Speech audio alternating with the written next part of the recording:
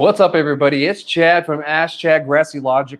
I'm here again with another episode, but today I have a special guest, one of my buddies I used to actually grow with last year. He's also a combat veteran, my buddy David Hill. Thanks for joining me, man. Hey, man, thanks for having me, bro. Yeah, no problem. Hey, can you speak up just a little bit? It's a little loud in there. Yeah, man, sorry Yeah. about that. Yep. Yeah, no worries. I mean, you're in a big ass grow room, so I can't blame you. Fans get Yeah. loud in So, here. what's up? The fans get loud in here. Oh yeah, dude, those rooms get real loud. I understand. But yeah, David grows for PMC now down in Carlsbad, and I'll let him introduce himself and everything. So, David, go ahead and introduce yourself. My name is David Hill. A lot of people know me, Miklo Green Thumbs. Yeah, started working over here at PMC Carlsbad. Been here for about 6 months now, going on 7 months. Just happy to be here, happy to be in the industry. Trying to make some noise. PMC is kind of just a company was founded by a brother and sister. Local family, well-respected family. Very known in the community and stuff. Just all around good people. I don't know if they want me to say their names, so I won't. But yeah, I mean, man, started out growing. Been growing maybe for about 8 years. Started out growing about 8 years ago. You know, when I left the military, man, you know how it is. You try to find a new lane, a new lane to be in and stuff like that. So I went through, going to the oil field, man. Went through, thought I had found a new career. The reality check set in. Oil went down and got laid off and stuff. So really struggled to, kind of find that sense of purpose and stuff again. So made the move to Denver, man. I've been a long-time cannabis user. Was doing great things for my life since I separated from the military and stuff. So kind of wanted to, go all in and stuff. So made the move to Denver, dude. Shit, I didn't even have a job, man. Ran through the GI Bill, went to culinary school just to get that money coming in, you know what I mean? Just to get that check, that BAH coming in every month, just to have some to, get started with. But eventually worked my way through into the industry, man.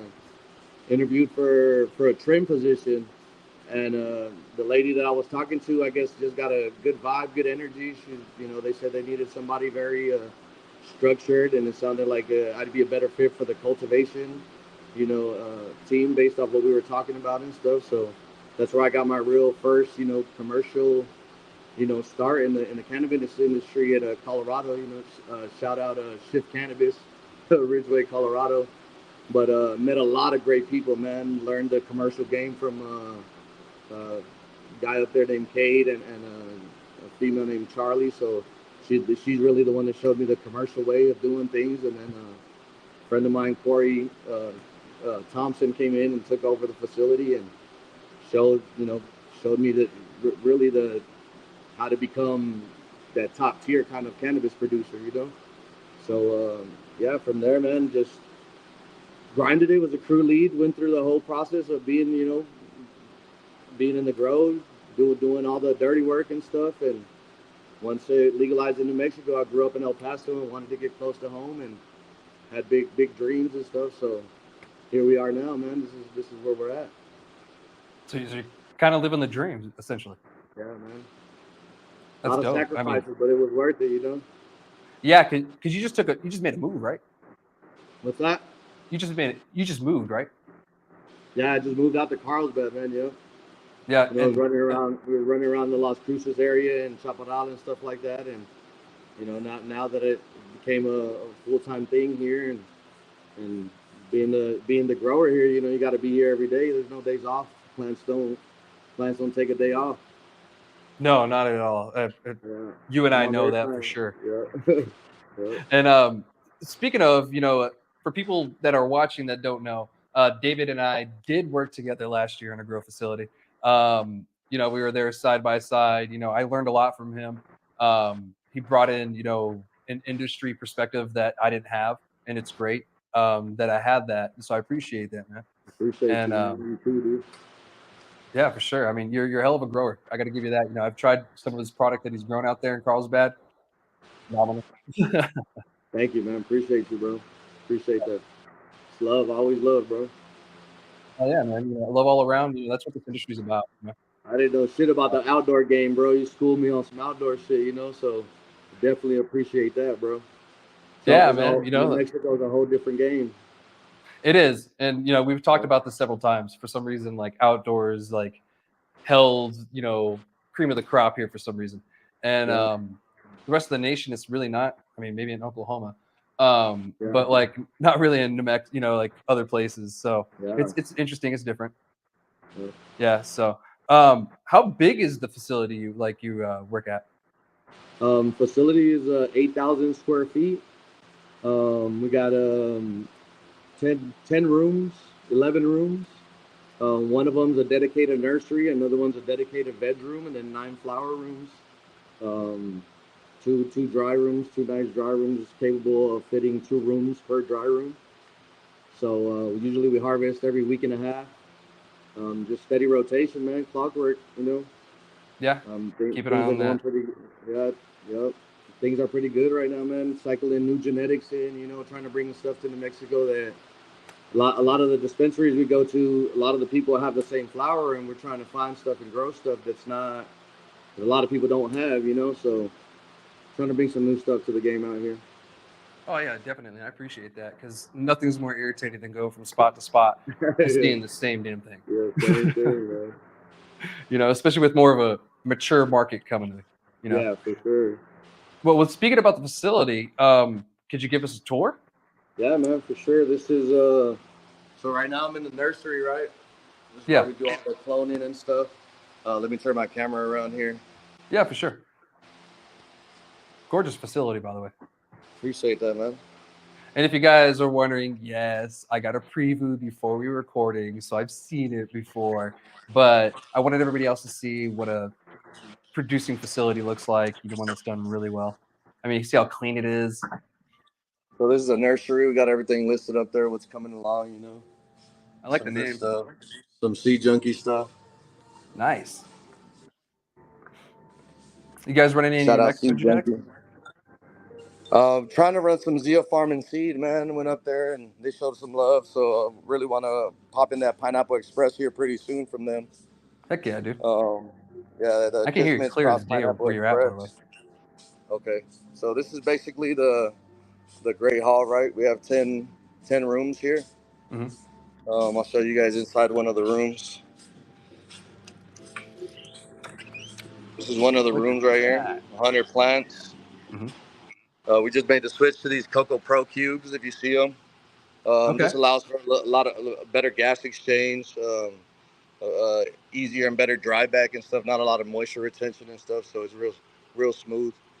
And you Um, know, speaking of like dry back, you know, what do you mean when you say dry back for the people that don't know?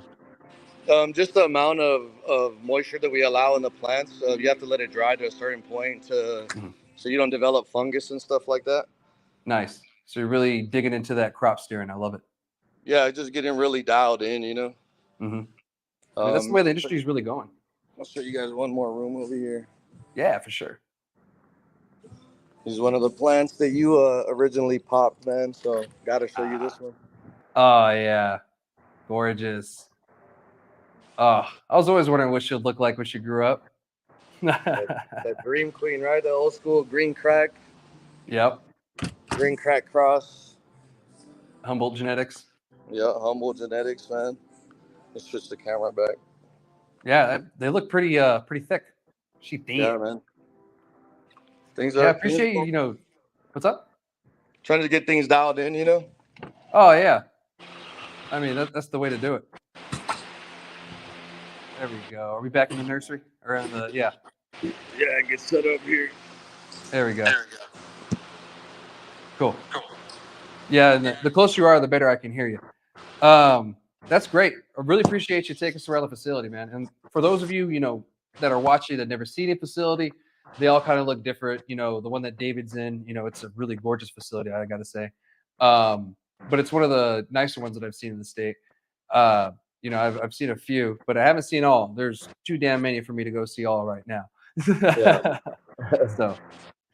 so, what does PMC mean? I forgot to ask you that earlier. PMC just stands for Process Management Controls, man. It was an old business license that they had, so it was just easier for them to make the transition. We have a lot of standing names that go around between us here on the grow team and stuff. We talk, to me, I call it Premier Marijuana of Carlsbad.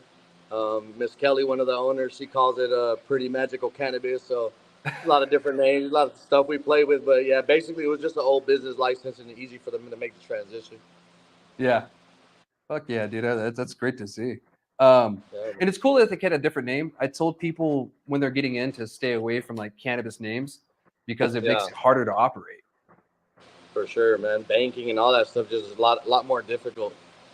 And like as soon as someone hears cannabis, all of a sudden your price goes up exponentially. Yeah, for sure, without a doubt, man. So for those of you out there thinking about it, for now until the federal laws change, or even after, you should probably think about not using cannabis or anything weed related in the name. Get clever, get creative. Like do something cool.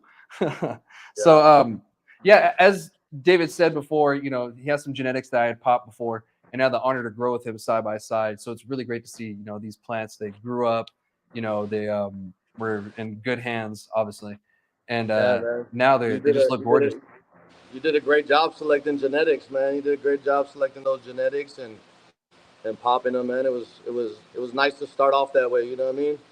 So Fino hunted them at that other facility and brought the best of the best up here, and that's what's still around, and making the switch. A lot of that stuff's gonna stay around. It's gonna get tissue cultured this week. Nice. So we're getting a lot of old stuff out and tissue cultured, and then a lot of new stuff in, man.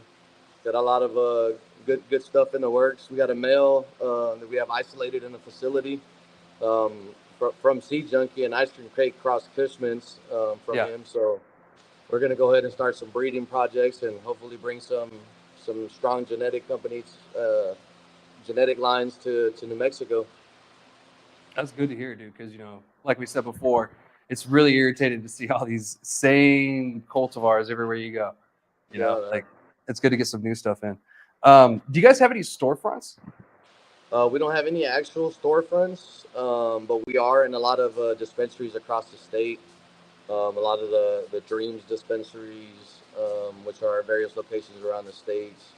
In Albuquerque, we're Nirvana, which is a bigger dispensary, a newer dispensary.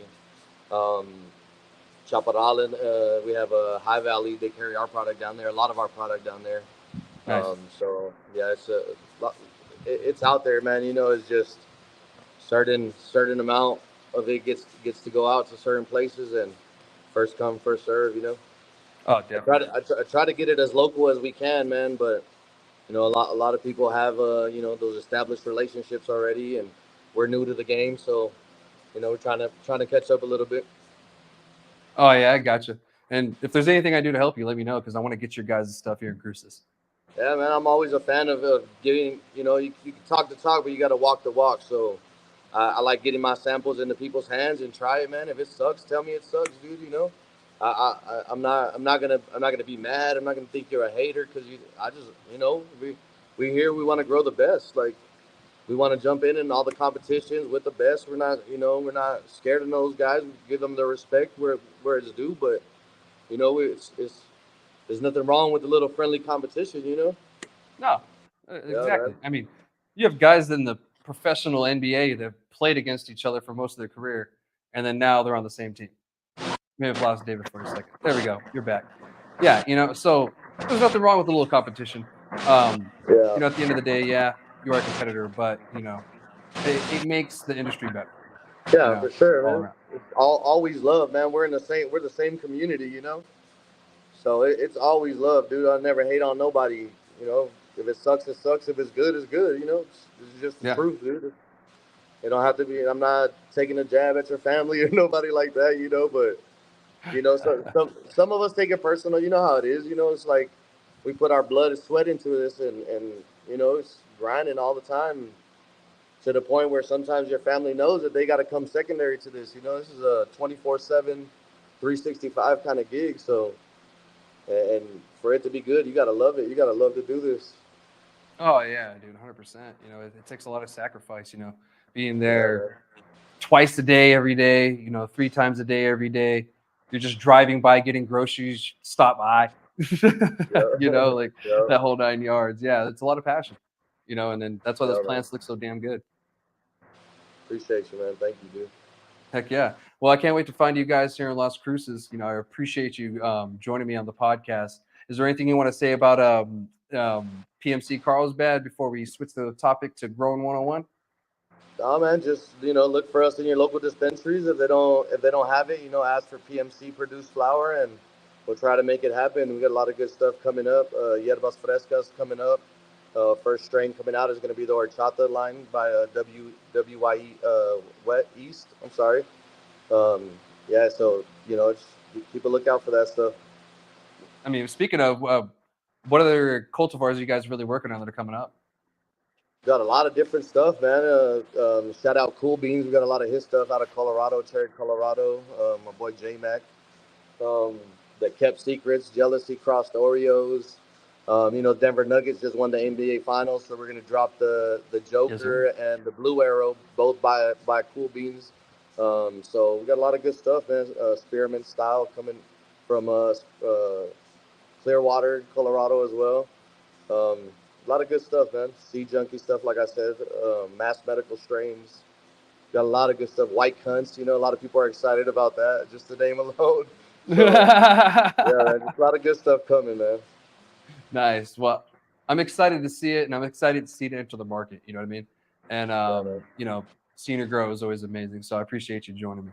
But we're not done talking about growing. We just actually got started talking about growing. Since I Yes, have sir. David here, I figured it'd be a great opportunity to talk about growing and actually growing 101. So today is actually a special episode because we're gonna be showing you how to grow, or kind of talking about how to grow. That's why the title of the episode is Easy Growing Kind of Guy, because just going to keep it easy, nothing too complex, just, for the rookie coming in, someone really wanted to get started. So, yeah, as you guys know, growing season, full swing. You have about less than a week, almost a week for the summer solstice hits. And then after that, outdoor plants really start to flower. Anyway, that's getting a little too deep. So if you're new to growing cannabis, this episode is actually for you. It can be fun, it can be challenging, but it can also be very rewarding in the end. Here in New Mexico, you're allowed to keep your whole harvest, which is really cool. So if you grow 5 pounds, you can keep 5 pounds if you grow 5 pounds. so, so David, what are some maybe tips that you can think of on the top of your head, for someone that's coming in, just starting to grow? I would say less is more, man. A lot of the times we get caught up in all these extra additives and different things that you can do and all this stuff, but sometimes less is more, man. Yeah. There's a lot of basic nutrients that the plant takes, and from there, everything else is going to be a preference, dialed in certain other things. But I would say less is more is the biggest tip that I can give people, and just start with good water, man. Good clean Mhm. water, Oh yeah, nice definitely. zero Water makes a zero hell EC of a difference. water. You know what I mean? Clean. Mhm. Yep. Yeah, because if you use that New Mexico or where I'm from, Alamogordo water that has a bunch of caliche, Yeah. you're gonna run into a lot of Yeah. issues. Yep. If you're growing outdoors, it's not as bad. But if you're in indoors, you definitely want to use better water than you are Yeah. like outside. Um, that's great. I appreciate it. And one thing I really want to tell people is if you're just getting into this too, don't go and spend like $3,000 on a bunch of stuff. Build your way up to it. Maybe start on the Yep. outdoor season. You know, um, a lot of dispensaries are selling clones now. You can pretty much find seeds everywhere in the state. Yep. Um, you know, uh, People who have clones themselves, they can just gift you a plant or transfer you without consideration a plant, and then you can do it that way. Um, there's all kinds of ways you can go about getting plants. I mean, David, what are some routes that you would, give someone to say get a plant? Yeah, man. Seeds, a lot of seed banks. Pag Bandit Seed Bank is somebody I use a lot. Okay. Um, that's a good friend of mine too. Gonna try to get you guys got a discount code for those guys. I'll have to get it to you guys, and maybe you can share it, put it in the in the link or whatever in the comments or something. But yeah, man, Pac Band is a good solid seed bank. You know, seeds can get shipped anywhere in the U.S. Man, you don't have to be scared or anything about receiving seeds in the mail or anything like that. So that and clones, man. A lot of, like you said, a lot of dispensaries do sell clones out there. So you know, that's also a good way to go. Oh yeah, definitely. And like you said, C banks, reputable ones, they're really good to go to. Yep. Yeah, give me the description and everything with that and the links, and I'll post it in mine, and I'll get everybody the discount code and hook them up this episode. Cool, man. So if you guys are new to the growing, you're in luck. You're getting hooked up today. Um, Yep. so would you recommend indoor or outdoor for beginning? Because I kind of started with both. Uh, I mean, honestly, I have a bias to growing indoor, you know. But Yeah. I don't want to say outdoor is going to be easier either because that provides its own set of challenges, and that's just its own beast in its own, you know. So for me, preferably, I do indoor because as long as you control the environment, everything else is in your hands, you know. So if you're able to do that, I think indoor would be the best way to go as far as that.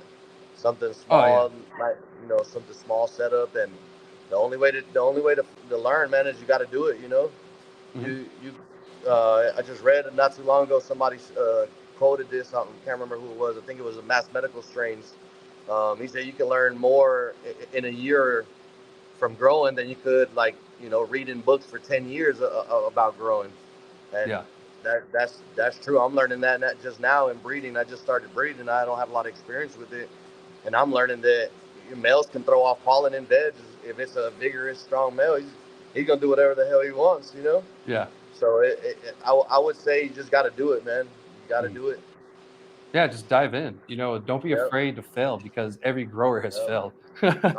My first grow was terrible, and I went deep water, deep water coaster, and I wanted to go big, and it was awful, man. It didn't even make it all the way. That's how bad it was. Oh So man. yeah, so all I can say, man, is you gotta try. It's the only way you're gonna find out and learn what works for you. Yeah. And speaking of that, genetics play a huge role in that as well. Like For you got sure, to make man. sure that you have good genetics. If you're pulling those bags, seeds out of some stuff you got from a dispensary or from a friend or something, you're rolling the dice. you You know, might, hey, you might hit, but it's not. Your odds aren't the best. no, you could get Yeah, the jackpot, but you should yeah, go get a lottery ticket. yeah, for sure, If you do, you know what I mean? Yeah. for So sure. reputable genetics, you really want to go with that. If you're curious about breeding, I mean, that's a whole different story in animal. That's going to be something that takes years to kind of figure out. And even then, when you breed something, you're not done after the first time you cross it. There's a lot more that goes in after that. Yep. It's a whole new animal. I'm not a breeder myself. I've You been still gotta learning a little pop all bit, and those. it's You still gotta pop all those seeds and select those phenos, and then yeah, it's his own. It's his own. It's a whole different game than just growing. You know. oh Shout yeah. out to all the breeders out there, And hey, the breeders are bringing the us ones that keeping us good. going. Yep. You know, Yep. yeah. Bringing us Shout out that to those good guys. stuff. They're doing all the work. And we go in and just swoop the seeds up. Yeah, and keeping a lot of us fresh, with fresh stuff. Yeah, yeah. They're keeping New Mexico fresh. With PMC bringing some stuff over here soon. Yep. So I personally, with outdoor, I kind of feel like it would be easier for beginners, but like you said, it brings a whole new different, issues. You have the weather. And here in New Mexico, that can be really unpredictable. Just the other day, people had hailstorms, and Yeah, I know I was for victim sure. one year of that. I lost like 2/3 of a plant, and she The was like wind six foot too, man. The four. wind.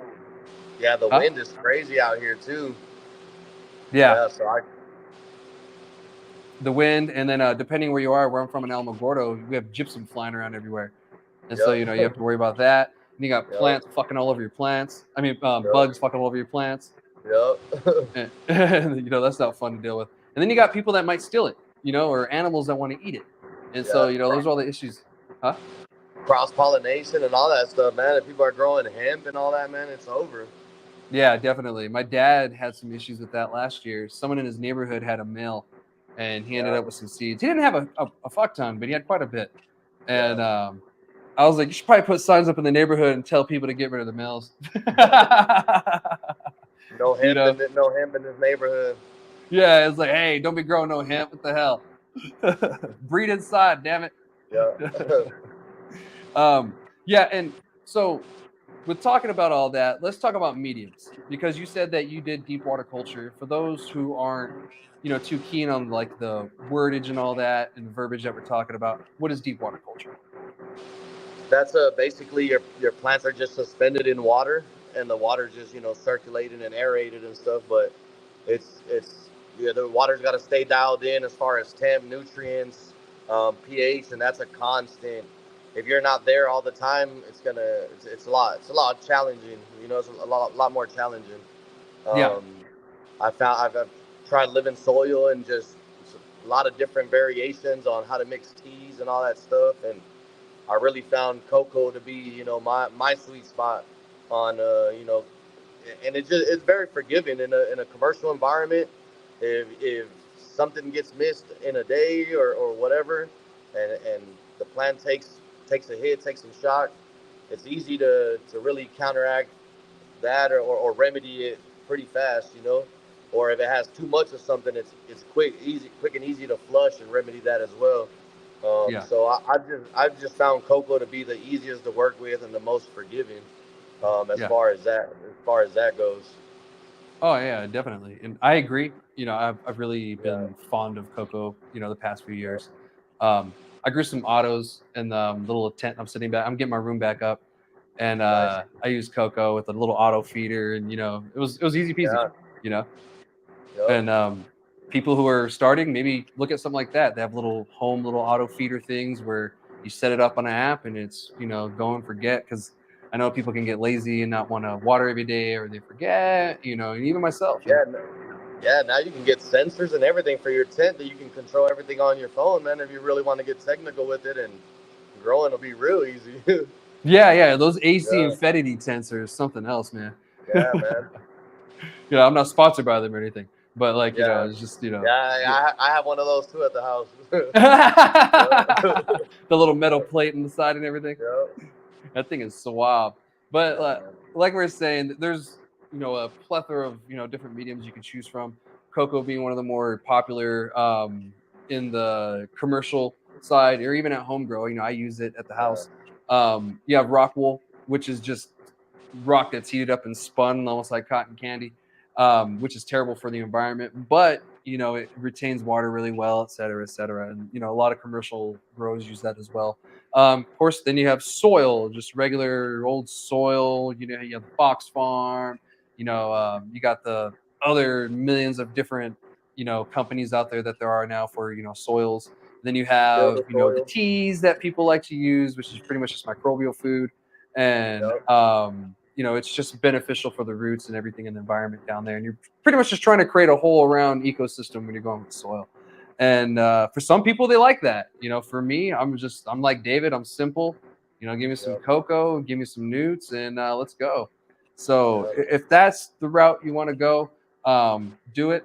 Do your research. Be careful about YouTube, because there's some people out there that'll tell you some stuff that's even I found a little weird. So Yeah. check your For sources. real. Yeah. Yeah. For Oh yeah. real. It's a lot of real weird like bro science going around out there. Oh, dude, a lot. Like this Yep. one kid tried to say that if you grow weed next to a pecan tree, it'll taste nutty. And I was like, what? Yeah. Yeah. I No. mean, get some extra shade. Yeah. Yeah. For real. That's about it. Might not grow as good. Right, exactly. It's gonna be a little stunted, but all right. Yeah. But yeah, there's stuff like that out there. So just make sure that you're looking at reputable sources. And if something works for you, just go with it. If living soil is your thing, organics is your thing, and it works, go with it. But don't be afraid to experiment too, and go outside Yeah. your comfort zone. Like Yeah. David said, he's done living soil before. How long did you try that for? Not long, man. And I got good soil too. Shout out to the guys that build the soil. They have real good stuff, dude. But I just couldn't do all that stuff. And have all those living organisms in my soil and all that stuff still. Like I didn't have the time for that, and I didn't want to bring that into my house. You know what I mean? Like Yeah. I wanted to be real clean and stuff. I tried rock wool, and I just had a lot of issues with that stuff of inconsistency as far as like the dry bag stuff that we were talking about earlier. Just Mm-hmm. and with the cocoa, I just found it to be it kind of the middle ground of living soil and your rock wool. You know, it's going to give you Yeah. that still a little cleaner than living soil, and it's still going to give you the same, you know, effect as far as, you know, moisture retention and all that stuff that your rock wool is giving you. Yeah. Definitely 100%. And then I found with like rock wool, you run into like algae problems a lot, you know, Yep. the green algae stuff and all that. And it's just not fun. And, for some people it works, for some people it doesn't, Yeah. it's just, it is what it is. And, it is terrible for the environment. There is a way to recycle it, but how many facilities actually do that, Yeah, for sure. For sure. or recycle in general. Yeah. And we were talking about crop steering and dry backing. We're not going to get into that this episode. And that'll be another episode. We'll go deeper into stuff like that. That's just a little more complex, and for someone so new, we're not going to confuse you with this whole regenerative processes and stuff like that, and dry backing, et cetera. ECs. But yeah, for beginners, just kind of start with something, beginner friendly, something that you feel comfortable with. If you want to Yep. dive into hydroponics, do it, Yep. but be ready. It's a challenge and it can get Yeah, dicey. man. Cocoa and a nice, you know, 3-part nutrient line and stuff to start with, man, until you Hmm. get to learn how to measure nutrients and measure all that stuff and how the plants, you know, how to read the plant and all that stuff. Like you can't go wrong, you know, and never be scared to say that you don't know and ask somebody else that does. You know, I still don't know that much about growing outdoor, you know, and I'll never feel like I'm wrong or anything for asking somebody because I don't know and shit. I'll never have too much pride because at the end of the day, I just want to grow some fire, dude. You know what I mean? Yeah. You Yep. know what? Every grower is different. If you ask 10 growers the same question, you're pretty much going to get 10 different answers. Yeah, for I sure. mean, depending on the question, it's like, hey, my plant's been in the closet with no light. What do you think's wrong with it? Then you'll get the same Yeah. answer. It needs light. Yeah. But for the most part, you can learn something from everybody. Could it be something good? Could it be something bad? It's up to you. Take what For you want. sure. Um, you know, I'm not here to bash anybody's process or whatever. Never. You grow how you grow, and if it's for you, it's for you. If it's not, it's not, and it's the same for me. Right. you know, Yes, sir. and nothing against outdoor anything. It's just I grow it just to have fun and experiment outside. Because we have so much sun here in New Mexico. Why not? Yeah, for sure, Um, man. and see what does Business good wise, out it there would or make whatever. sense, right? If you can get the quality of outdoor, like to be what good and all that stuff, like business wise, it would make sense to do that. Hmm. Definitely. Yeah, I mean, it would. Yeah. It's just it's hard. Yeah, That for is sure, hard, man. hard, hard. For sure. So, um, we talked about teas and the soil and everything, and all that. We're not going to go super deep into it because it's just simple stuff. Most of this stuff can be found online or YouTube. There's a bunch of different like companies who have free information for you out there too. That like grow charts. Grow charts are really good to have and to look at. So if you have a certain line of nutrients, they usually give you a grow chart, and that helps. It kind of gives you an idea of where you want to be. And then, with that being said, when you are working with like indoor stuff, you're gonna be, regardless of being new or not, you're gonna have to work with what's called pH, and that's just like any other pH that we're talking about, acidic and base. And cannabis, you don't want it to be too high. Of course, you don't want to be too low. Some people want it in between a 5.5 to like a 6.0 range. What do you run, Dave? Um, both of the nutrient lines that we run right now are trying right now. Front row is somebody who we run on a regular basis every day. They've been very good to us. They recommend 5.8 to 6.2. I stay at a 6.0. I've always found that's my sweet spot no matter what nutrient line I'm running. Mm-hmm. 6.0 at whatever phase of the plan is.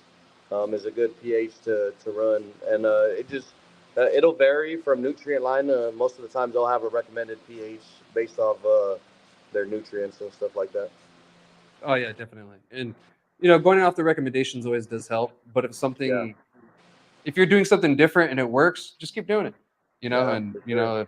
if that's the case, uh, yeah, because when you run into different nutrients, sometimes they'll change your pH. So don't think Yeah, that you balanced your pH before you added your nutrients that it's going to be balanced afterwards.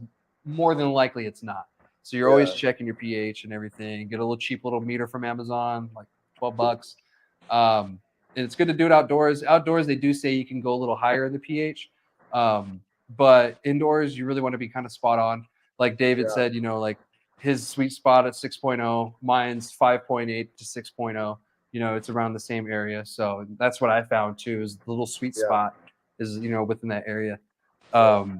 And then, you'll start getting into parts per million or EC, which is more EC is more what you use when dry backing. But I found it to be a little bit more accurate when I'm adding nutrients. What about you?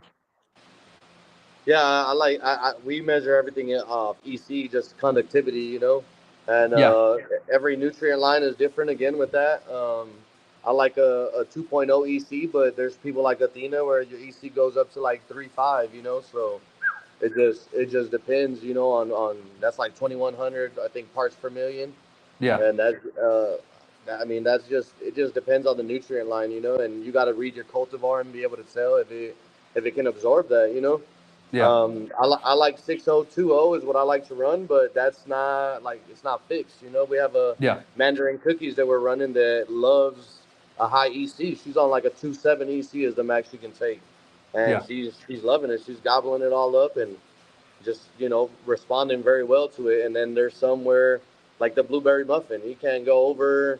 You can't even go over 2.0 on that. It's got to be like 1.8, 1.7 on that one. So it just you got to be able to read your cultivar and be able to tell what it's telling you. Burnt tips and stuff like that, certain signs. A lot of the lower leaves will show you what's going on with them first before Yeah. any of the other upper new growth stuff. But yeah, for the most part, man, just read your plan and push it, man. If you're not pushing your plan, you don't know how good it can do. So I'd always say True just that. just keep pushing it.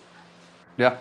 You never know. Like I was dealing with autos and I probably should have been feeding them at like a 1.5. I had them at maybe like a Yeah, 1.8 and they just did not like it.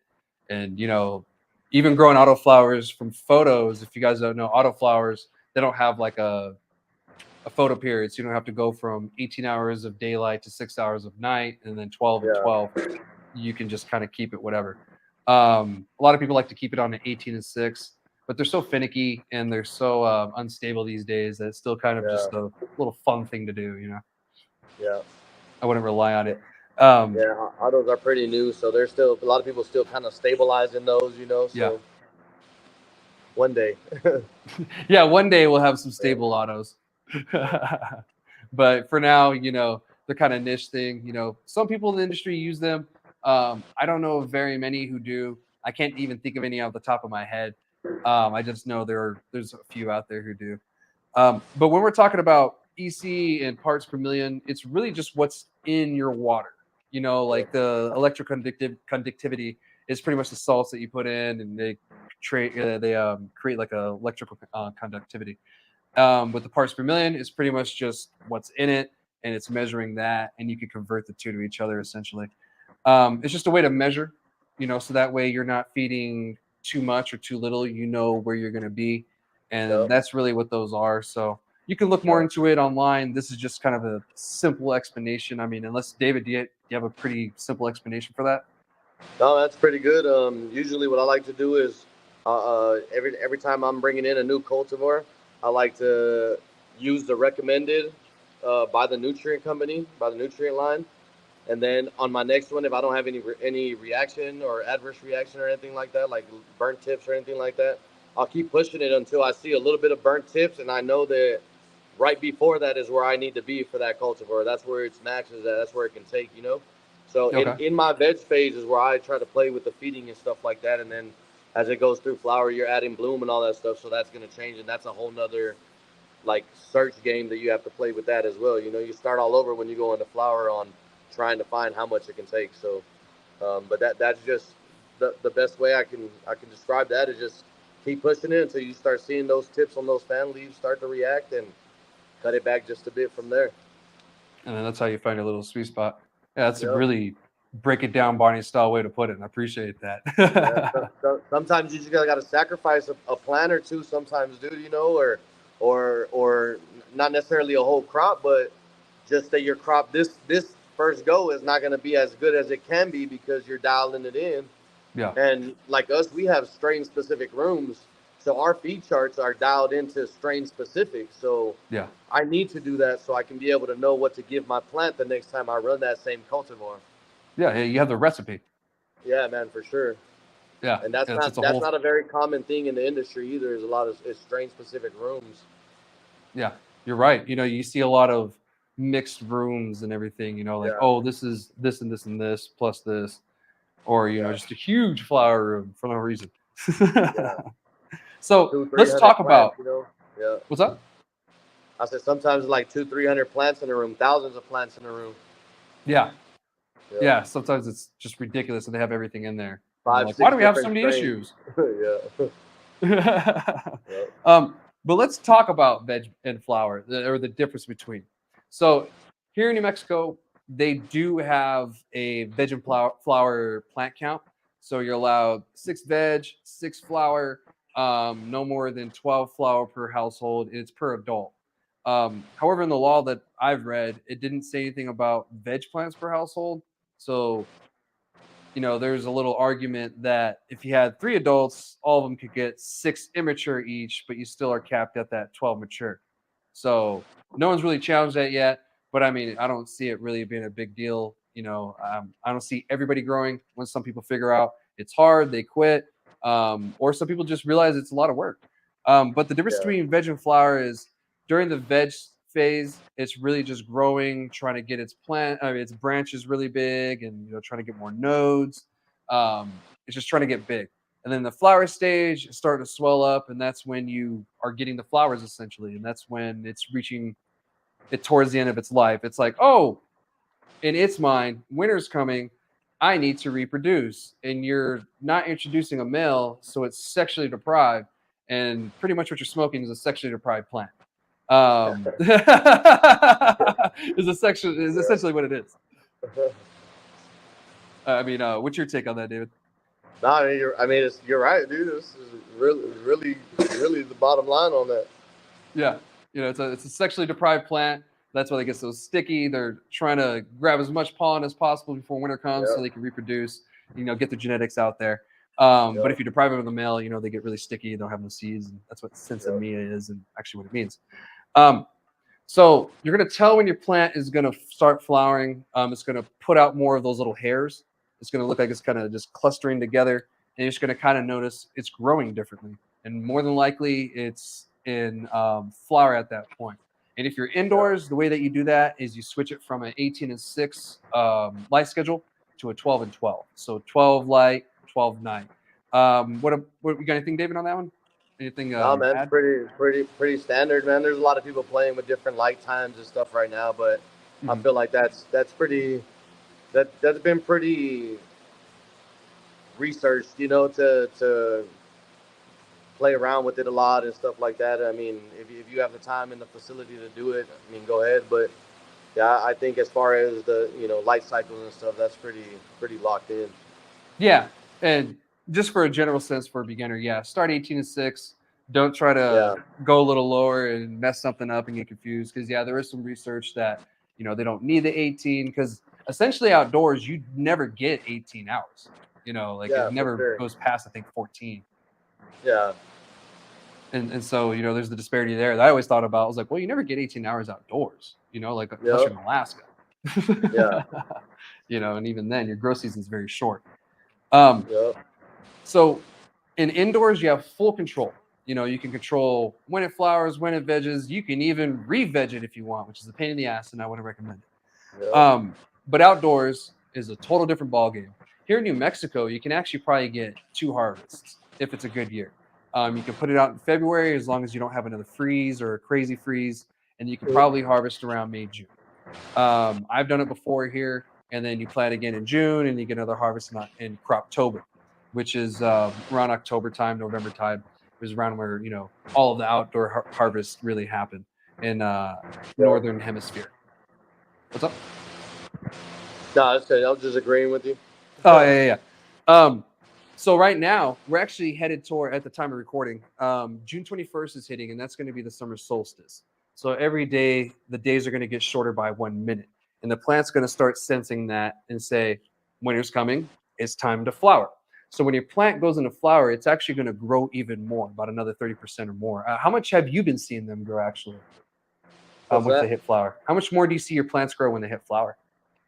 Man, it just depends on the strain, honestly, on the cultivar, really.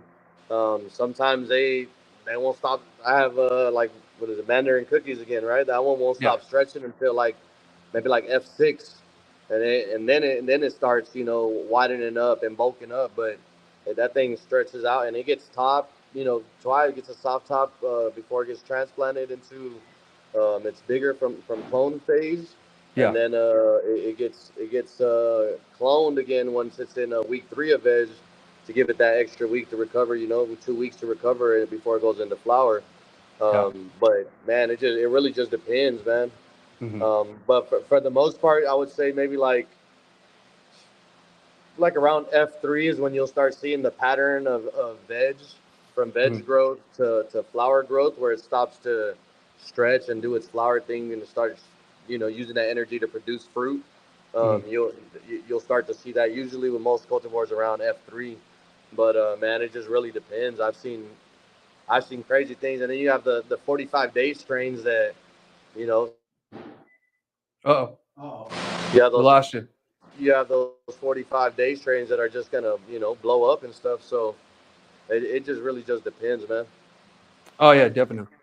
Just be ready for at least 30% is what I was getting at too. And that's why I wanted to ask you, since you Yeah, guys already run so many different cultivars, what have you seen yeah, in the disparities? Because even the autoflower I ran, the rest were, all of them were pretty level except one.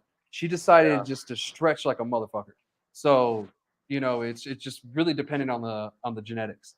yeah, Um, man, for sure. so so once it hits that flower stage, you start stretching, start swelling up. It's using all of its nutrients and everything it's got, and the soil or around it, whatever you're using, um, to grow its buds to the end of its life. And really, what you're looking for is the plant kind of towards the end of its life, kind of starts to look like shit. I'm not gonna lie. I don't know about you, David. When you Yeah, notice, towards the end of its life, they yeah. kind The of just leaf, start to. yeah, the leaves start to change color. They start to die off and stuff like that. So yeah, it'll start getting. You'll notice it different. It'll start telling you when it's ready. Yeah, yeah, definitely. You have more of that stronger smell, Yes, and sir. you can get the little glass and look at the trichomes. The little You know, jeweler's loop. yeah, jeweler's Yeah, loop, and look at the trichomes and all that. yeah, You can do all that stuff, but it essentially does tell you. Some people like to go off the hairs, some like to go off the trichomes, some like to go off the weeks. yeah, Back in the day, 8 weeks used to be the standard. That is no longer the case because we know that every cultivar is a little different. What is your average, I guess, flower time over there Well, in we have a at lot. PMC? We have quite a few of those 45 dayers. Those are Um, ridiculous. we have maybe like 5 or 6 of those cultivars in rotation, and then we have, I mean, anything ranging from 8, 9, and 10 weeks. It just Yeah, depends on the strain too. But those 45 dayers in a commercial environment are great because they allow for extra harvest every year. yeah, That's your difference between being $1 million company and not. yeah. I mean, Yeah, that 1 week can make a difference. You know, yeah, man. that extra harvest once a week a year. Yeah, or Yeah, once a week a month. Um, yeah, totally. Those 45-day things, they're kind of new, but I was kind of wondering how they would do, like the high ethylene plants and all that. Um, so yeah, that's cool to hear that, we're getting more of those, but just keep in mind, not every plant's going to finish at the same time. So you might yeah, for have sure. one that needs to be in there a little bit longer, while one take it down. Don't worry about it. That's just the way plants are. They're not all going to be exactly at the same time. It's nature. Do you have anything on veg flower that maybe some noobs would need to know? Veg, man, I'd just like to maybe just do a nice cleanup of your plant in week 3 of veg. Get it ready to go into flower. Take any of those lowers off that are going to be wasted energy. That's not going to produce anything. Clean it up real good. Get some good light penetration and air circulation, man, and let her rock and roll. Give her a week to recover and flip her into flower. And then we do the same thing in F3. Give her another touch up and wherever, because it starts to produce those bud sites, and you can start to tell whether what's going to produce or not. And we come in there and clean her up again, and after that, she gets trellised up and ready to go. Nice. And when David said clean her up, he means removing some of the leaves of the plant. And what that does is those leaves are going to die anyway. Once they get to a certain size, they serve their purpose, and they're just going to die. So that way, something else replaces it. So you're going to be doing that anyway, and it's easier to do it now than later. And you want to mitigate any issues as much as possible. So if a leaf falls and it starts to rot, you can run into mold. You can run into all kinds of other stuff. It starts to decompose. And then you attract bugs. So man, it's just getting ahead of the curve. Yep, for sure. Yeah, just staying on top of that stuff. Get your defoliation done and all those lowers trimmed up, and you'll be successful, man. Yeah, 100%. And hopefully all of you are already trying to grow, or the people that are curious. But if not, get up and do it. You still got a little bit of time. There's some clones you can go get, and you can find a pot outside and get at it. Or if you have the means, go on Amazon, $300-400, and you got a little grow tent kit that comes with everything you need, and go get some clones at the dispensary or something, or maybe one of your friends has some good genetics. But let's talk about real quick males and hermaphrodite plants. How often do you think someone new to this is going to run into a male, and what's the easiest way you can tell them to look for a male? So as far as running into a male, man, the only way you're going to do that is if you pop some seeds that are regular seeds, right? Because they have seeds that are regular, and then they have feminized seeds. Mm-hmm. The difference between those is that, you're going to, in regular seeds, you'll get males and females, and in feminized seeds are all females, and they just do that by putting female pollen on another female. They hermaphrodite a plant, get that female pollen and put it on another female, and that's how you get feminized seeds. Of course, it's got to be within the same genetic line and all that stuff, right? As far as getting just straight males, the only way you're going to do that is if you pop some regular seeds. A hermaphrodite, I would say, would be a more common issue than just getting a male, because the male is just going to come from straight popping regular seeds. Sometimes you can, people can lie to you and tell you got feminized seeds, and if you got a male, they're not feminized, But hermaphrodites are a lot more common, just because those they can come from stress, cross pollination, somebody, bringing something in from outside on their clothes, like a lot of different reasons a plant can hermaphrodite. Yeah, and one thing you want to look for, for male or hermaphroditic plants, is you want to look for little balls, and when they open, they kind of look like bananas. And they kind of look like bananas when they're grouped together, like little football bananas. And they'll start to bust open, and just pollen will go everywhere. That's not trichomes. You don't want to smoke that. That's not kief. That's pollen. That's pollen. Yeah. Stay away. Don't consume that. That's cream of young guy. That is plant jizz. Yeah, put it plain and simple. So that's what you want to look for. Sometimes the males will show before they go into flower. Like David said, if it's a good male, it's gonna show when it wants to show. It's a shower. And some won't show until flower. Typical guy, huh? Huh? Typical guy just wants to show his nuts. Exactly. Just wants to show off all early. Spread his seed everywhere. Show off. Thinks he's a man before he really is. Yeah, exactly. I'm 12 years old. I'm a man, Dad. Yeah, exactly. But so the males sometimes will, sometimes won't show themselves before flower. That's why people like relying on clones, because you know what you're getting.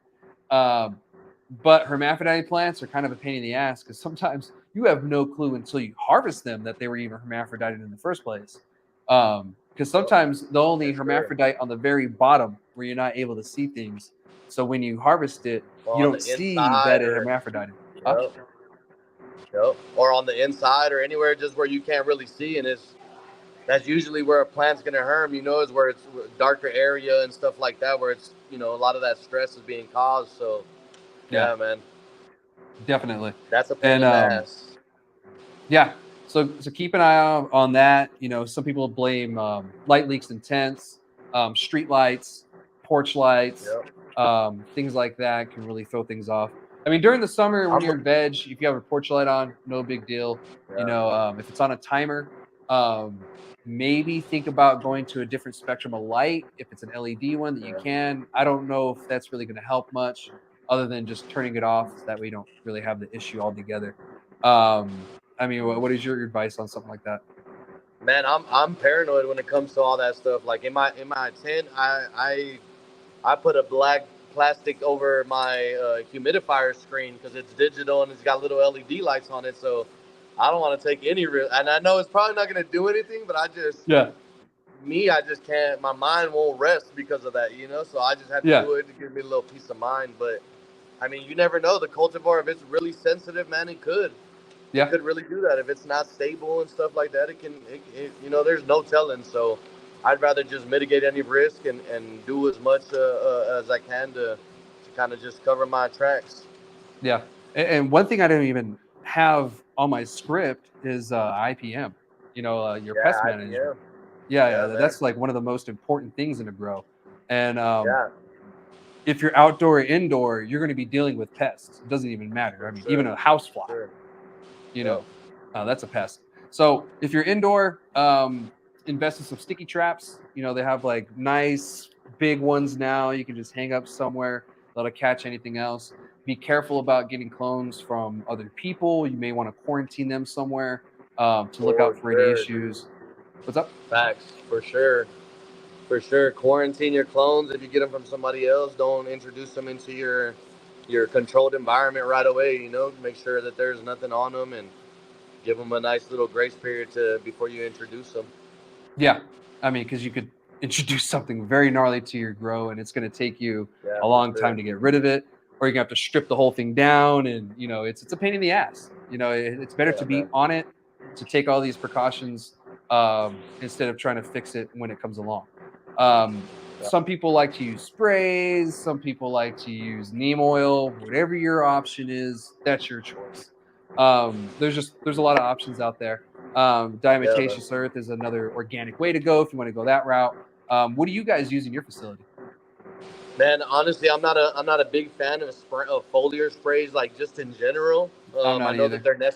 they're necessary at times, and I understand all that, but I'm just not a fan of them, Yeah, even less in flower.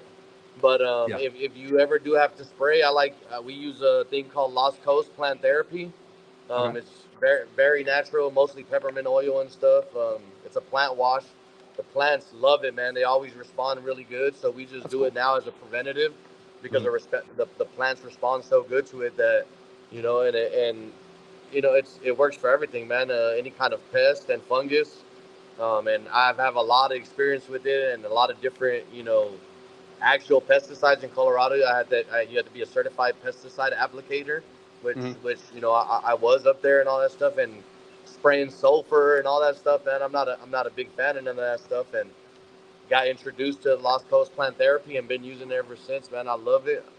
I any guy that asks me for advice on IPM and stuff, I always just guide them towards that because if they state in their instructions that you can spray it up to the day of harvest, it's got to be safe enough to use in veg, and that's really the only time I do any kind of spraying or Mhm. folio spray is in veg. So, Yeah. um, yeah, so for the most part, man, I would recommend that. I know I've used Mammoth Cannon Control, that works pretty damn good. Medina's IPM, I've heard a lot of good things about.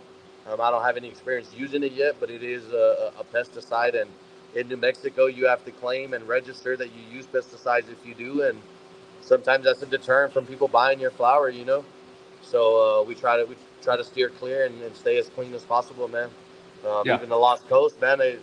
If you smell the Lost Coast, you'd be like, man, please spray that on my plant, man. It smells so like refreshing, like, Yeah. and the plants, you can tell the next day when you come in the morning, the plants just they look good, they just really healthy, Yeah. praying up to the lights and stuff. So yeah, man, Lost Coast plant therapy would be a good way for somebody to go if they don't have a lot of experience.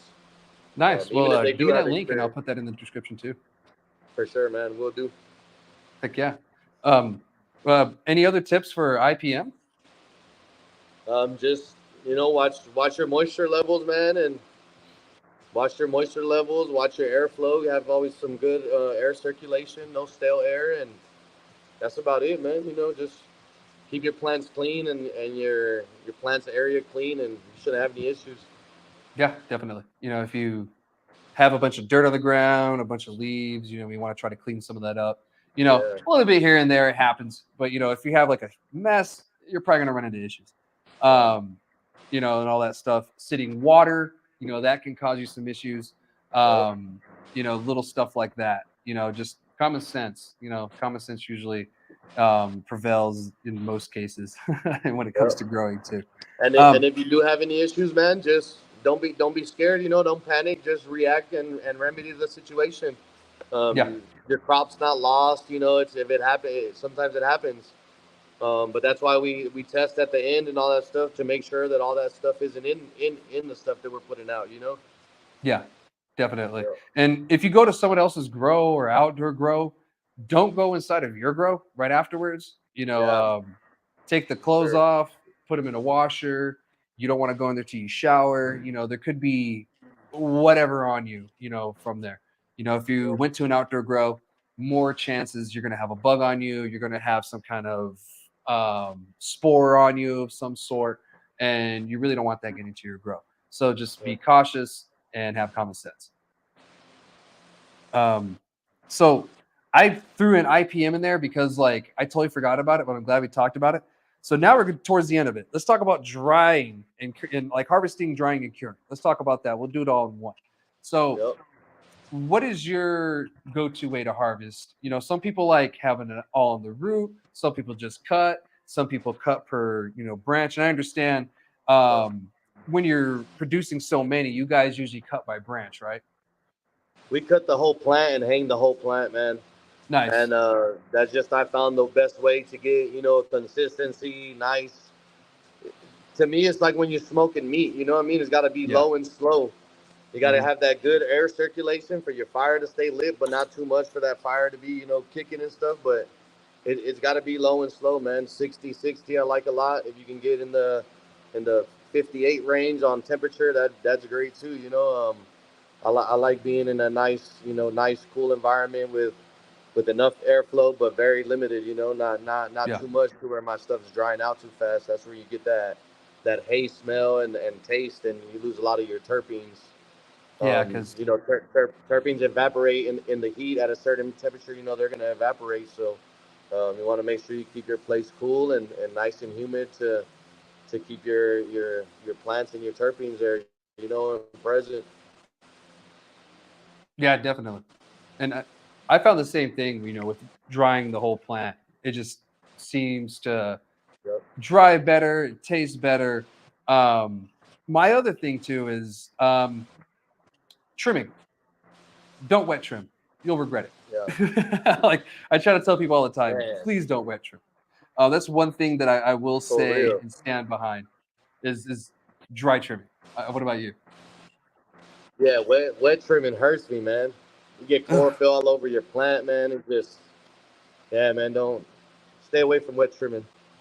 Yeah, yeah. And the reason why we say that is, and David already mentioned it, is when you trim the plant when it's still wet and not dry, there's a lot of chlorophyll inside of it. And what chlorophyll does is it's a liquid. So it's going to run all over the plant, all over your beautiful flowers. It's going to get into it and it's going to just ruin the taste. Yep. So wait until it dries out, leave the leaves on there. Yeah, it's a little bit more work, but the product you're going to have in the end is going to be significantly better. And you can tell the difference. I've done a side Yeah, by for side sure. before. Oh Like yeah. I've tried both. Uh, I say, oh yeah, you have to. It's the only way to find out. You hear all the stuff and people say it, but if you don't try, you really don't know. So yeah, Yeah. man, I've tried it too, and wet trimming was not for me. Me neither. And if you want a wet trim, by all means, you can do what the hell Yeah, you want. You can throw yeah, it in a wood chipper for all I care. yeah, yeah. If that's what you want to do, go ahead. But, Nope, this is just a way to do it so you have a better product in the end and something you'll be nope, happy with and proud for with. sure. So when it comes to drying, normally I say 10 to 14 days is usually what it should take. If you take about Yep, a week, it was too fast. yep, 14 days is usually where you want to be because, like David said, those terpenes just go right out of it. They're yep, a lot of them are water soluble, so they evaporate really quickly, and they're one of the first things to go. So that's why they say when you get new cannabis, don't store it somewhere hot, somewhere nice and dark and cool, because even the yep, light can affect those things. So for sure. just like beer, cannabis Yeah, is related to the hop plant. yep. But what about curing? What's some tips that you have on curing? Because I know a lot of people mess this up. The same thing, man. Keep it nice, between 55 to 60. There's a lot of things out there like Boost and Bovitas now that you can put into your containers while you're drying, of any size. We don't really use anything until we're actually just storing the bud. While Yeah, we're curing, we just let them cure in their own juices, for lack of a better term. But they sit in, usually about, ideally we like to do 2 weeks, but sometimes as soon as it's done drying, it's got to get trimmed up and out the door. So but I usually like to do a 2-week dry, like you said, 10 to 14 days, and then a nice cure about another 10 to 14 days, and then put it out the door after that. yeah. And some people don't realize that when you cut a plant down, that's not it. There's a lot more work that goes into it afterwards. Yeah, That man. was only half the battle. The Like trimming is the worst. I hate trimming. it's called trim gel for a reason. Yeah, for real. But it's one of the biggest and most important parts of it. Curing and the post harvest is really one of the most important parts of the whole growing process. You can grow the best weed, but if you don't dry it and cure it right, then it's gonna be a waste. So that drying and curing part is a very, very important and crucial part of what we do. Oh, 100%. And I'm glad you guys take it so serious because some places are like, Yeah, man. get it dry in 1 day. Yeah, no, man. You can't do that, man. Oh, yeah, that's ridiculous. Well, that's all the tips I have for growing. Is there anything that you want to add in? I mean, I'm sure we missed a bunch of things. It's just general to get people started and just some information. Yeah, man. Just pretty much it. Just less is more, and try to keep it as simple as possible, man. Nice. I'm very accessible, especially on social media, on Instagram. If anybody has any questions, man, you guys can find me on Miklo Green Thumbs 2.0. That's my IG handle, and I'm always willing to help anybody, man, that just has any questions. And if you got any tips for me, man, I'm always open ears too, man. Just hit me up. Nice. Yeah, no, I'm the same way. I love learning new Yep. things. Yep. I try to as much as possible, especially with crop steering. It's so new to me Yeah. still. And it's Yeah, something that's man. so new to the industry. That it's just so interesting. But anyway, like you said, hit them up. You have any questions, you can always hit me up too. I'm not like the best grower ever. I'm not a master Yeah. grower. I hope no one's a master grower, really. I just been growing for Man. 10 years. And I really like growing. So if you have any questions, let me know. So I'm in the same boat with that. But yeah, enjoy your grows, enjoy the harvest. We're going to talk about the bubble real quick before we stop today. Because there's a lot going on in New Mexico when it comes to the bubble. This is actually our last topic for the day. Have you really been seeing any changes in Carlsbad when it comes to like retails closing down and everything? I've seen a lot of retail not necessarily closing down, but scaling back business. Yeah. Even certain companies that used to be a consistent customer and all that stuff, now they're starting to have their more spaced out before they return and get product. And a lot of it is not necessarily based that they're going and getting other flour, which there's nothing wrong with that either. But it just turns around and when we look into what's causing this, because we have access to look up, trends and in certain areas and all that stuff. It just goes to, businesses is falling off in certain areas, man. And I don't know if it's necessarily business models and stuff like that, but it's just, yeah, we do see a decline in business. Yeah, and we're seeing the same thing here in Cruces. If you guys don't know, I've been talking about the bubble, and I update it every now and then, and this just happens to be one of the episodes. We are over 1,000 retail locations here in the whole state. Last month we were at 988, and so it seems that we're kind of slowing down how many retail locations we're putting up now. So we could start seeing things either try to start to level out and then dip, because there's no way we're going to end up with 1,000 retail locations at the end of the day. It's just not going to happen with 2 million people. What is your thoughts on that with like 1,000 retail locations and everything? I mean, initially you think 1,000 locations doesn't sound like a lot, you know what I mean? Especially when you think of big markets like Albuquerque and even maybe those more, ski towns more up to northern New Mexico. But it doesn't sound like a lot. But when you start getting into the community and trying to go and do sales, we do a little bit of sales too and stuff. It's You start seeing it like, damn, there's dispensary like every other corner, and it's starting to become that oversaturation almost in every place that you go to.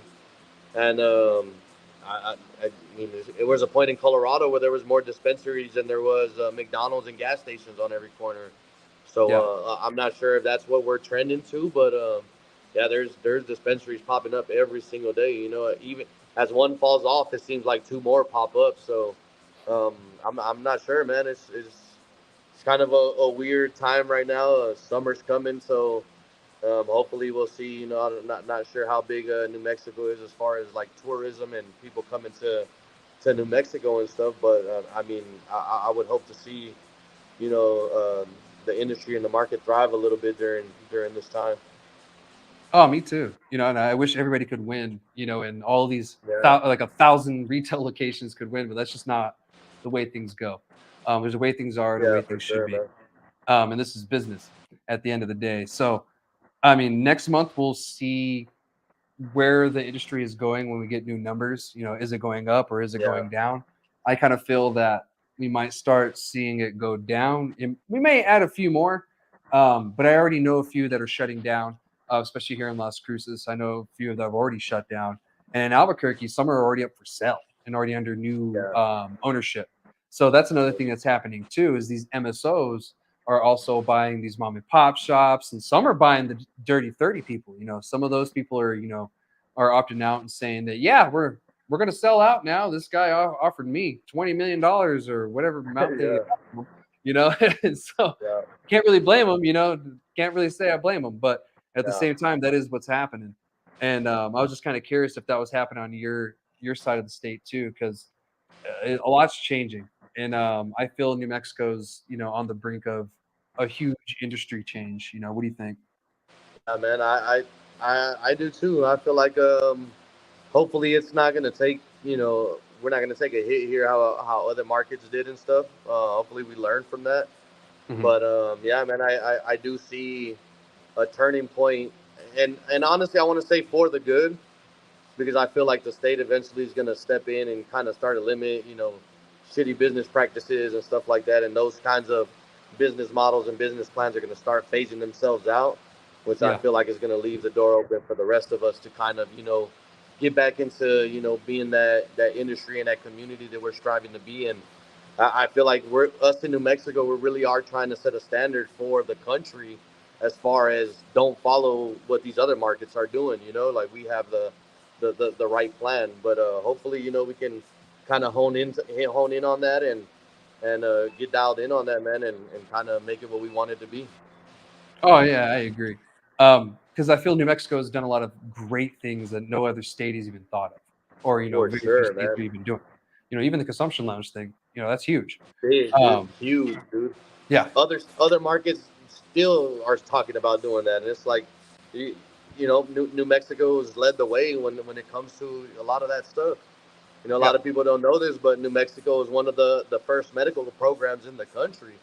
yeah. So it is, and it's we're always trying to lead the way, and it just seems like we don't ever get the respect or the reputation that New Mexico should have. But I Mhm. think we're trending in that direction, and we're not gonna settle for less than that. No, we're not. And you know what? People from other states and other markets are noticing us. I'm in contact Yep. with people from all over the nation, and yeah, they tell me like, I'm watching you guys. I'm watching what you're doing over there. Yeah, I'm thinking man. about getting there. So it's one of those things. So I think we're on the right track. I just think this is going to be a part of our growing pains. You know what I mean? Yeah. The place is shutting down. The bubble bursts. We're going to go to a stabilized market. Price per pound isn't even close to what it was last year. What are your guys' price per pound, if you don't mind me asking? Right now, we're one of the lower, I think, price points as far as indoor. We like to, think that we're quality. If anybody else thinks otherwise, I like to hear that. But for the most part, we're right around the lower end. 1,900 a pound, 2,000 a pound. Um, yeah, we have a lot of people that we've done a long term business with that, that are special to us. That kind of we do business different ways with. But yeah, man, for the most part, that's where we're at. I know I still see a lot of the big guys still in the 23 to 25 range, as far as price per pound. So I think we're in a good place, and I think our price point kind of help us keep busy. We don't have any flour like sitting on the shelf. Like, even if they called right now and said we wanted this much weight or whatever, like even 1 pound, like we wouldn't be able to get it to you. We're kind of sold out on pre-orders just based off the type of business we've done. Honestly, not to, like, I don't want to toot my own horn or nothing like that, but it's we've developed these relationships that we knew in the long term were going to pay off, and they have. We've developed solid, good business relationships that really we can't take on any new customers right now as much as we'd like to. Yeah, definitely. And it's understandable. You guys are busy though. That's good. It's a good thing to be that busy and everything. And I'm glad you Yeah, guys are man. doing good. There's just some businesses out there that didn't make the correct decisions to survive the bubble. And then you have the For sure. MSOs that they're going to survive the bubble regardless because they have so much damn money. It doesn't really matter the decision that they make. They're going to survive it and then be here afterwards, probably for a little bit or indefinitely. Yeah, Um, they have the financial, the finances to absorb something like that, and yeah, all these small mom and pops that really came in thinking that it's a get rich quick kind of thing, and came in with the wrong business plan are the ones that really, I feel like, are struggling right now. yeah, This is the long game, we're here for the long term, and we don't want it to be something where it's a season or two, and that's it. We're here to build a reputable brand out of New Mexico that's known around the country, and there's a lot of good brands and a lot of good stuff coming out of New Mexico, man. I've been very impressed by even other flower producers and concentrate and edible makers and all those guys. Everybody. I feel like everybody's kind of sleeping on New Mexico right now, man. I do too. And we're coming up, and we're coming up in a good way because when we were medical, Yeah, we weren't the best. Don't get me wrong, but now that it's yeah, opened up, we've added more competition. I feel that the people that have been really honing in their craft have had a chance to shine, fact. and we're seeing that. And I am proud of what we've done in the state so far. So Yeah, I man. just can't wait to see what we're doing in the future. You know what I mean? Yep. I just hope people keep showing up, and the community keeps showing up. I've been busy as hell lately, so I haven't had a chance to go down there to Las Cruces and show up at those meetings. But when we were both at the other spot, I was actively at every town hall and every city council meeting and speaking at those events. And I look forward to getting back into that. And yeah, man, I hope people keep showing up. I mean, just High Times announcing that they're going to do an actual physical event means that our voices were heard. You know what I mean? People keep showing up for us and speaking, and we're being heard. So Yeah. And we tend to do that in New Mexico. I don't know why, but we just tend to speak up, and we yeah, don't like to take take no people's shit. bullshit. but Yeah, but yeah, a couple more things about the bubble. Businesses are getting rid of half to two-thirds of their staff. Some are getting so desperate they're fighting against changes to the law, so no businesses will move next door to them and stuff like that. I get it, but at the same time, you just got to be the better business. And every location I go to, there's really no lines. It's not like, when it first opened. So there's a big change coming.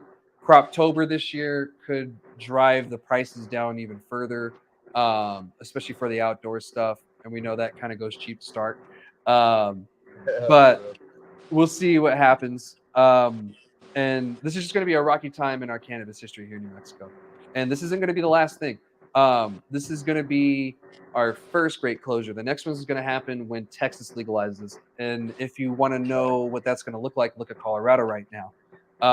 Their market is struggling because Arizona, New Mexico, and Montana legalized. So what that did is it took all those customers and it also took the Texas customers too. So now Colorado is stuck with just Colorado and a few places surrounding them that probably go there now. So we're going to see that once Texas legalizes, because right now around us, most states are legal, especially almost the whole western states. I think there's like 2 or 3 that don't have like legal cannabis. So once Texas goes, it's a game over for us, and we're going to see even more closures. But I don't know when that's going to be. Could it be 3 years? Could it be 5 years? What's your thoughts on that? Final take. Yeah, man. I don't know, man. Texas is iffy.